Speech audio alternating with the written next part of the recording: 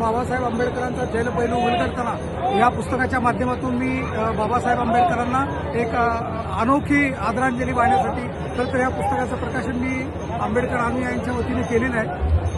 गेली 40 वर्ष मी केंद्रीय जल आणि विद्युत संशोधन केंद्रात मी ग्रंथालय व माहिती अधिकारी म्हणून कार्यरत होतो। त्यावेळी डॉक्टर बाबासाहेब आंबेडकरांच्या जलऊर्जा क्षेत्रावरील योगदानावर खरं तर आपण काहीतरी कॉन्ट्रीब्यूट करायला पाहिजे या उद्देशाने खरं तर मी जवळजवळ 7 पुस्तकांची निर्मिती मी केलेली आहे।